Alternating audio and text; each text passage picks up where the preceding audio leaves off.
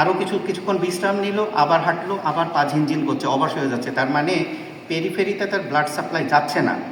আপনারা যদি হাসপাতালে, সবাই তো গেছেন, আসবেন, সার্জারি ওয়ার্ডে যদি কখনো যান, ইনভেরিয়েবলি দেখবেন আমাদের অ্যাম্পুটেশন করা পেশেন্ট আছে।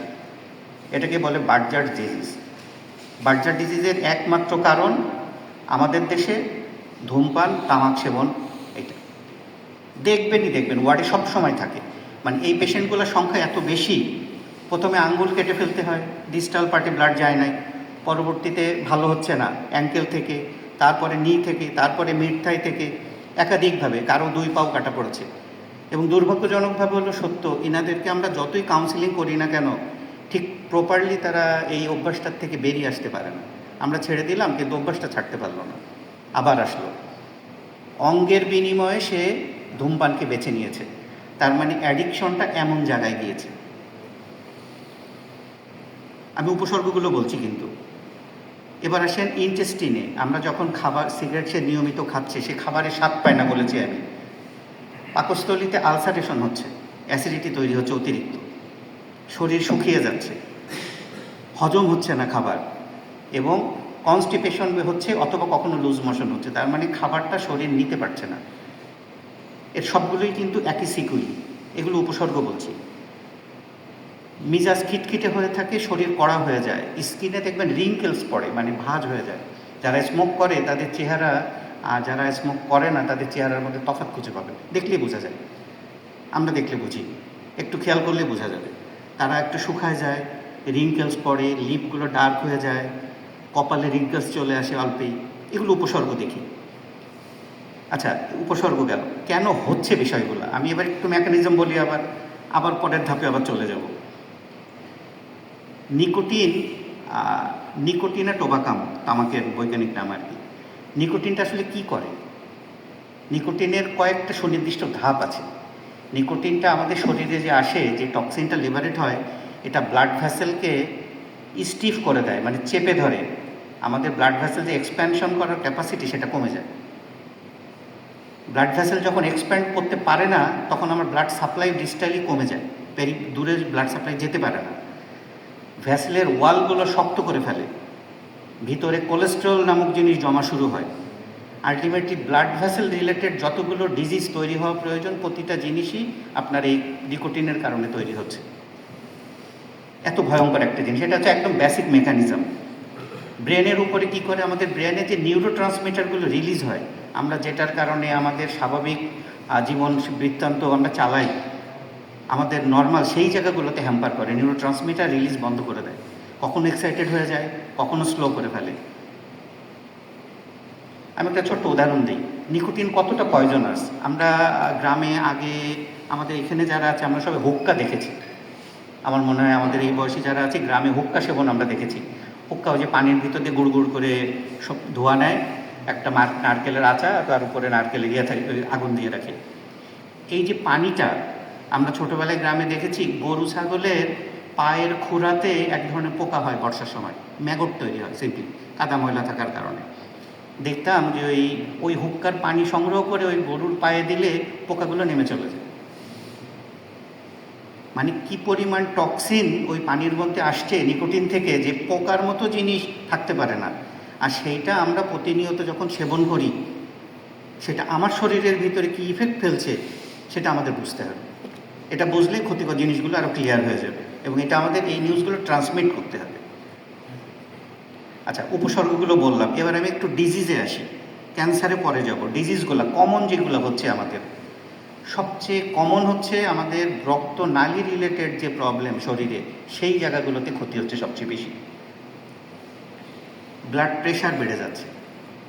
ব্লাড প্রেশার বেড়ে যাওয়ার মাধ্যমে আমার হার্টের যতগুলো অসুখ আছে, হার্ট অ্যাটাক, মায়োকার্ডিয়াল ইস্কেমিয়া যেটাকে বলি, এমআই, আমরা কার্ডিয়াক অ্যারেস্ট হয়ে যাচ্ছে। নির্দিষ্ট জায়গায় হার্টের ব্লাড সাপ্লাই না গেলে যে প্রচণ্ড পেইন, আমরা এই যে এখন রিং পরাই, বাইপাস সার্জারি করি, এর একটা বড় কারণ হচ্ছে স্মোকিং, তামাক সেবন।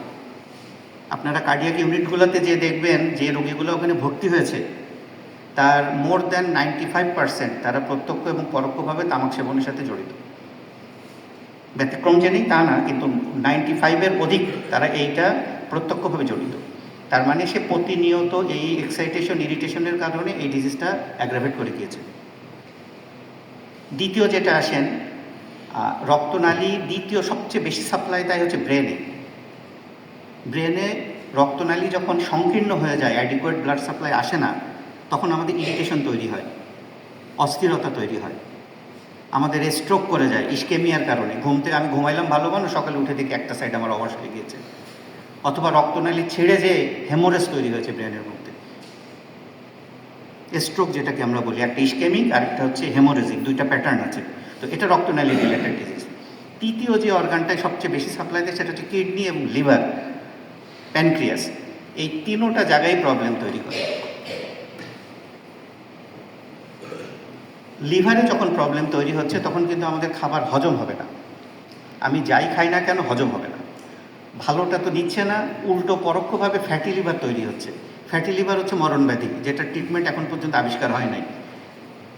লিভারের সেলের ভিতরে কোলেস্টেরল জমে তার নর্মাল ফাংশন ড্যামেজ করে দিয়েছে। আল্ট্রাসাউন্ড করলে ইনভেরিয়েবলি এখন পাওয়া যায়। কিডনিতে ম্যালিগনেন্সি বলতে কিডনি যেখানে ব্লাড সাপ্লাই যাচ্ছে না সেখানে রেনাল নেফ্রোপ্যাথি তৈরি হচ্ছে, রেনাল ফেলিওর তৈরি হচ্ছে। এবার আমি একটু ভয়ঙ্কর চ্যাপ্টারে ঢুকি, ম্যালিগনেন্সি চ্যাপ্টারটা, মানে ক্যান্সার রিলেটেড কিছু কথা বলি। আমি নাক কান গলার চিকিৎসক, আমি 24 BCS কর্মরত, প্রায় 21 বছর চাকরি করেছি, আর ডাক্তার হিসাবে 26-27 বছর। তো নাক কান গলা দিয়েই কিন্তু সেবনের মেন রুট, স্মোক বলেন তামাক বলেন, সেবনের মেন রুট নাক কান গলা।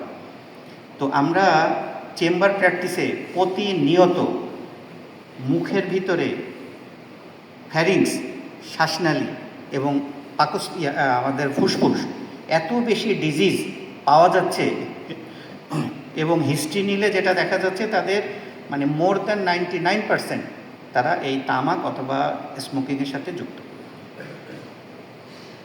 আমাদের মুখে বাক্কাল ক্যাভিটি, আপনারা টিভিতে দেখবেন যে এই সাউথ ইস্ট এশিয়া, শুধু বাংলাদেশ না, বাংলাদেশ, ইন্ডিয়া, শ্রীলঙ্কা, নেপাল, মিডল ইস্টের কিছু অংশ, যে অংশে এই তামাক সেবন বেশি, পানির সাথে বিশেষ করে, এদেরকে অরোফ্যারিংস, ফ্যারিনজিয়াল, ল্যারিনজিয়াল মানে শ্বাসনালী, এই জায়গাতে লোকাল ক্যান্সারের প্রকোপ অনেক বেশি। মানুষ পান খাচ্ছে, পানের সাথে মনে করে যে পানি কোনো ক্ষতি নাই। একটা সুপারি 30টা কার্সিনোজেন বহন করে, ওই যে কার্সিনোজেনের সংখ্যা বললাম, তামাকে 70টা, সুপারিতে 30টা।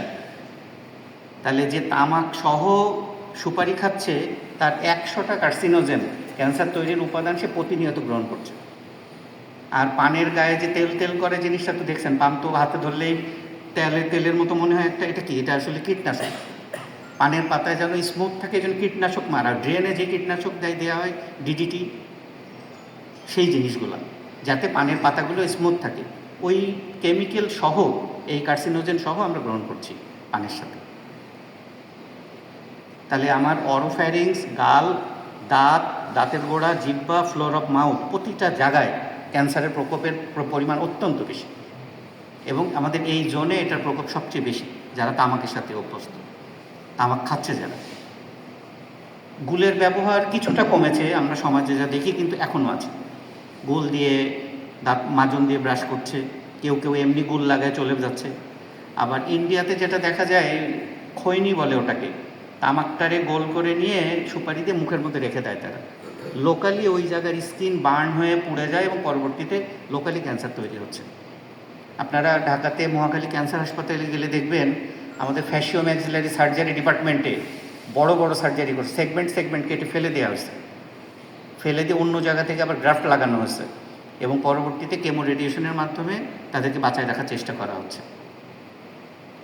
তো আমার মুখের বিষয়টা বললাম, এবার শ্বাসনালী দিয়েই তো ধোঁয়াটা যাচ্ছে। ল্যারিঞ্জিয়াল ক্যান্সার খুবই কমন। ইএনটি ইনস্টিটিউটে গেলে দেখবেন টোটাল ল্যারিংস আমরা ফেলে দিয়েছি ক্যান্সারের কারণে, দিয়ে এখানে একটা শ্বাসের বিকল্প রাস্তা করে দিয়েছি। তার মানে তার জীবন ওখানে লিমিটেড হয়ে গেল। পাকস্থলী, পুরো পাকস্থলীতে আলসারেশন হচ্ছে, পাকস্থলীর ক্যান্সার হচ্ছে, প্যানক্রিয়াসে ক্যান্সার হচ্ছে মানে অগ্নাশয়, লিভারে ক্যান্সার হচ্ছে, কিডনিতে ক্যান্সার হচ্ছে, এবং ব্লাডারে ক্যান্সার হচ্ছে।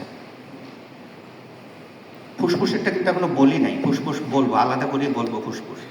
ফুসফুসে দুই রকম ঘটনা ঘটে। একটা হচ্ছে লোকাল ইনফেকশনের কতগুলো পিকচার, আরেকটা হচ্ছে ক্যান্সার হয়ে যাওয়ার পরের পিকচার। লোকাল ইনফেকশন আমাদের জ্বর সর্দি কাশি সবারই হয়, কিন্তু যারা স্মোক করে বা তামাক সেবন করে এদের এই ধরনের ইনফেকশনের চান্স অনেক বেশি। তাদের সারা বছর একটা কফ তৈরির প্রবণতা থাকে এবং তাদের খুব সহজে যে নিউমোনিয়া তৈরি হচ্ছে, এই নিউমোনিয়া সারানো অনেক কঠিন হয়ে যাচ্ছে। এবং দীর্ঘদিন এরকম ভোগার কারণে ওই যে আগে যে টার্মগুলো বলতো, ব্রঙ্কাইটিস, ব্রঙ্কিয়েকটেসিস, অ্যাজমা যাদের আছে তাদের অ্যাজমা ক্রনিক হইতে হইতে সিওপিডি মানে ক্রনিক অবস্ট্রাকটিভ পালমোনারি ডিজিজ সেইটাতে চলে যাচ্ছে। মানে নর্মাল অক্সিজেনেশন তার শরীর নিতে পারছে না এবং আলটিমেটলি শেষ পরিণতি হিসাবে ক্যান্সার তৈরি হচ্ছে ফুসফুসে।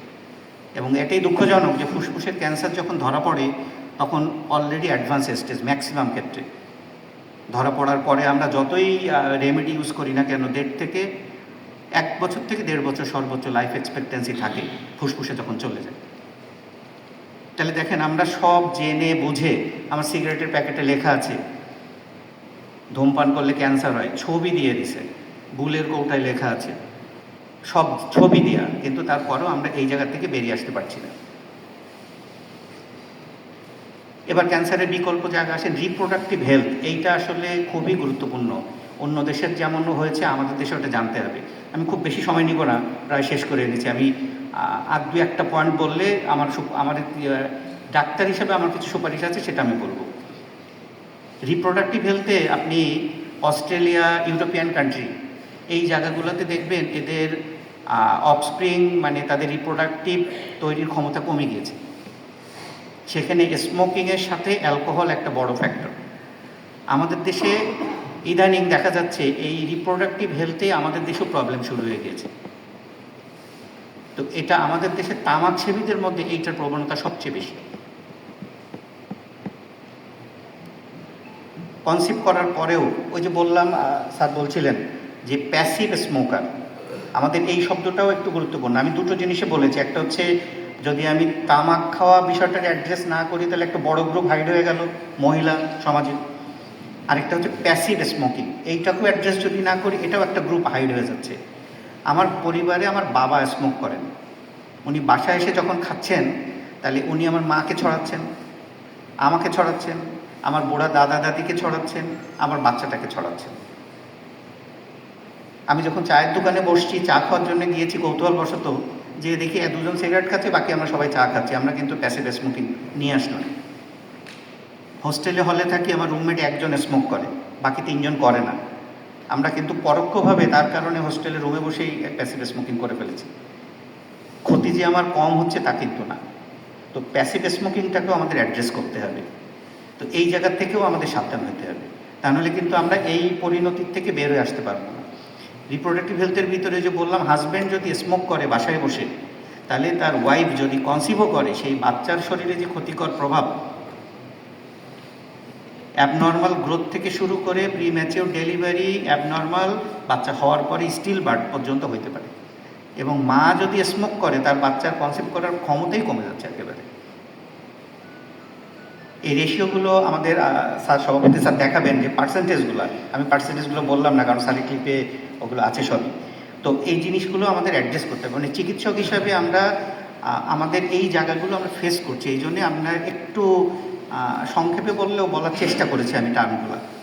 আর সুপারিশমালার মধ্যে আমি যদি বলি যে আমার চেয়ারে বসে, আমি হাসপাতালে বসে, আমার সামাজিক অবস্থান থেকে আমরা আসলে, আমি নাক কান গলার ডাক্তার, আমি ইনভেরিয়েবলি হাসপাতাল হোক চেম্বার হোক, আমি যদি দেখি তার মুখে পান আছে, আমি চেষ্টা করি বলার, কখনোই না বলে আমি রুগীকে ছাড়ি না। এবং পেশেন্ট আমাদের কথা শোনে, এটা আমাদের একটা আস্থার বিষয়। অনেকেই জর্দা খাওয়া ছেড়ে দিয়েছে, অনেকে পান খাওয়া ছেড়ে দিয়েছে, স্মোক করা অনেকেই ছেড়ে দিয়েছে বলার পরে।